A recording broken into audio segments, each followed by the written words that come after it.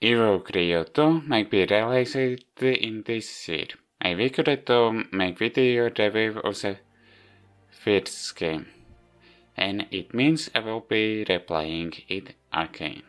By the way, it got delayed again, while I was in the middle of writing the script, but still it will be released this year, if it won't be delayed again. This is the first Pokemon-like game or monster catching/taming game that I played. Of course, I got into monster catching/taming genre is by Pokemon anime, of course. Which Pokemon game that I played wasn't an official one. It was a web-based game, which was a point-and-click game or mana-based game. In its progression wasn't like in official Pokemon games. You needed to click on map tiles to encounter Pokemon if I recall correctly. After it, I somehow stumbled on official Pokemon games being emulated on J2ME. J2ME was used to run games on cell phones, before smartphones became a thing. Then I got first Android phone, which I regret buying because the operating system version of it was outdated. I somehow found EvoCreo.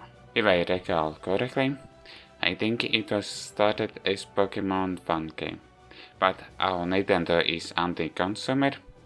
I'm surprised they have fanboys and fangirls for their customer base. This game they figured to make it as their own game in the monster catching/taming genre, or something along those lines, as I read or read in the past. Because it's on smartphones, Android and iOS, I will already start talking how it is monetized, or how devs get money from this game. At least on Google Play there are two versions. One of them is EvoCreo Little, which is something like real editions, but someone said you can play the full story of the game but with some kind of limitations. After it is called EvoCreo, which is an upfront cost. You need to pay it for it on Google Play or on the App Store. It costs 99€. No matter what editions to play, there are in-game purchases, I assume. If you plug the paid version, you still can spend money in-game. You can buy in-game premium currency called Prime Gems. If I recall correctly, Gamplay on averages a chance to get a bit better Creo than what you would get by playing the damned game. Cosmetics, gameplay changing items and story expansions, which are available from the shop button, which is always on the screen. Story expansions are fine, but with other items. The game might be easier, so in a way it could be pay to win game. There's a battle in the early game that causes the difficulty code to become a difficulty spike, and after it the early game returns to becoming easier. Of course, even when you are over-grinded at this. I think there's difficulty spike because game is trained to make you spend more money when you already broke it.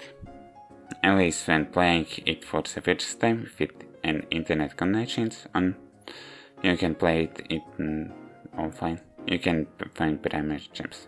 Less than same you can find primary gems in the following playthroughs. As long as you keep the game installed on the device where you have primary gems, then they stay in the following branches on the same device.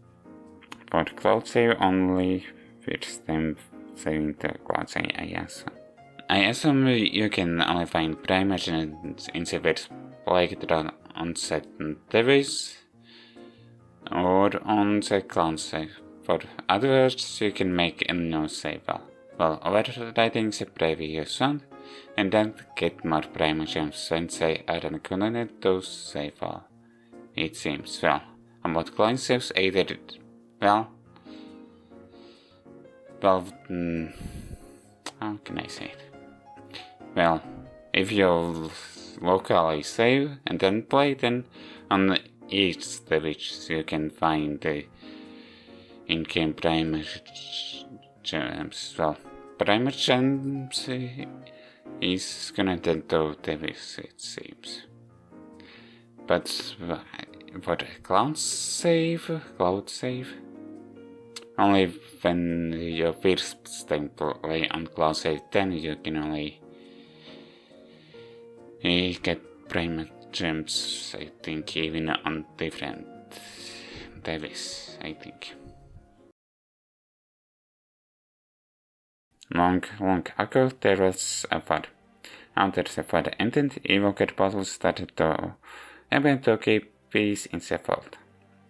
When we started our journey, our father had been missing for some days already. After choosing out starter Creo, we started going on a journey to search for the father. While searching for father, we can also find Creos and their arenas to find prizes and be able to challenge regional arena developers to be able to enter the Colosseum. Of course, we also encountered an evil team, which, of course, is doing evil things with Creo. On the surface, of course, it plays like any other turn-based role-playing game, or specifically like any other monster catching/taming games.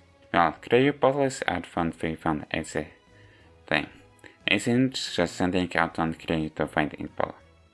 In a party you can only allow up to 5 Creos, and of course if you can switch in middle bullet to different Creo. However, of course, there's more to it, which I will talk about in specific sections. Creos are monsters that roam around in the EvoCreo vault, and are also to puzzle other EvoCreos. EvoCreos are Creo trainers. You can encounter them either in random encounters in crash patches or other similar patches and caves, or you can interact with roaming Creos to fight the Creo. When Creo learns new moves, they don't forget ultras. You need to switch around moves, which you found Creo does in puzzles. There are one elite and one healing move for each Creo, and the rest of them, which is 3 moves, are normal moves, so targeted Creos are 5 moves. Moves for Creos need to recharge, as in finding turns, to be able to use the move again. The elite moves are powerful moves that deal a lot of damage, but recharge longer. Healing moves, of course, are that heals Creo which use those moves. And of course, how long the move recharges varies how strong it is and other variables. For some reason, at least in early game, NPC EvoCreo doesn't use elite when they should be using it and when they Creo everything. Something like air, nature, water, fire, etc. are called elements. Of course, Creo can be 1 or 2 element times, and / or else element move. Some Creos, like starters, don't evolve with level up. Now there's no level up requirement for those Creo. Those Creos have multiple element abilities, at least, one of which needs to be built by using that element move as much as possible, whatever element you found Creo to be. Okay, that was the drink, and in how to order. That means those Creos have multiple evolution lines, but when one of the abilities are full, just need to level up Creo funds to evolve. Without encoding Creo, you can see how Creo looks without knowing its name in Creo PD. Only you can see looks and how Creo evolved to which one without knowing its name.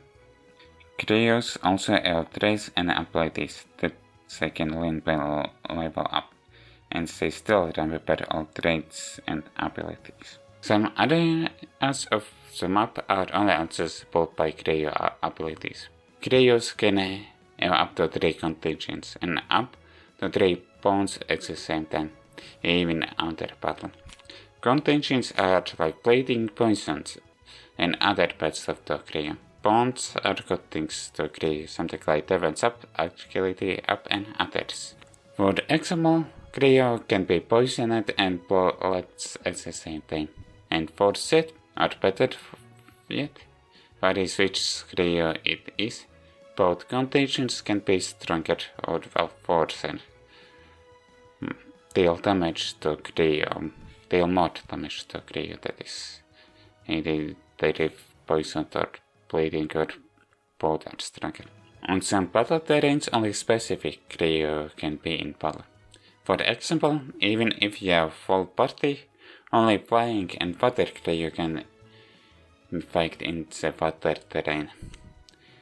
There's a rank system for Creo, represented by stars. I can run Creo as it's better Creo I assume. Not only Creos get experience, but also player. It's for unlocking abilities from the skill tree, basic one for the player. So player character becomes stronger, well, I don't know, well, or maybe becomes so easier to play, I guess, or understand all abilities. Player gets experience in battles and when entering into another areas. Catching Creos are calling linked, and catching things are calling links to be able to link with Creo. There are some special links that need player input to have a better chance to link with Creo. It's by tapping on screen in trademark or spam or other ways. It's varies what special link it is. That's why it's only on smartphones. Could have mouse on PC, but might be annoying, and there's only published this game on smartphones. Like I mentioned before, there's also cloud save and only one local save. So yeah, there's only one local save slot for the game on the device and one cloud save for Google account. For what I know, Google accounts are also set for cloud saves on iOS. Then you might be able to use multiple Google accounts on Android to have multiple cloud saves. If you want, you can play from EvoCreo Palace, but it's called forfeited, and you return to outside of the last visit to the Evo Center or whatever it's called. And of course, you'll lose money doing that. By the way, on Monster Taming Apple screens, you can see graphical glitch, at least when checking your Creo on PC. There's multiplayer mode, which I was only able to play once. If there's a footage of it, then at least twice. But then the opponent gave up. This was when I replayed this game for this video, which is accessible from the main menu, unlike other games in monster catching/taming games, that forces you to go in specific arena of the single player game to access multiplayer. There are only two modes in multiplayer, against friends and ranked. Well, there isn't a casual matchmaking mode. Against friends, as is uplands, is against friends that I guess you know your friends also name for some kind of Google service that might not exist anymore, like maybe Google Plus also name. Not sure about it. Ranked it, matchmaking mode where you match against random opponents in ranked matches to get higher rank. Ranked, it's matchmaking mode, where you match against random opponents in ranked match to get a higher rank. Actually, you know what? When that opponent gave up, afterwards my win-loss ratio didn't save. Maybe because the opponent gave up, or the ranked multiplayer mode doesn't work fully functionable anymore. It's an enjoyable game, if you are playing single player of it. And of course you are interested in this genre. And I don't say it as a Pokemon rip-off. Afterwards you can try and maybe get interested in this genre from this game. For the multiplayer part of it, because it's only on Android and iPhones and it's an old game, then there's a low chance that you can play against someone ranked. And not sure if the rank system is fully functionable. Under the original difficulty spike, at least for a long time, it doesn't force you to spend more money to pass the difficulty spike. Well, maybe it's because you're overgrinded and overleveled, but that's it. It still sucks. It forces you to spend money to have a chance to get past the difficulty core, or there is a forced grinding. Okay, for these kind of games, to some degree, making the player grind is fine. But I think this is too much before the difficulty curve, and most games in this genre are normal difficulty curve where while progressing the story you level up enough to not encounter difficult spike, but still out challenge.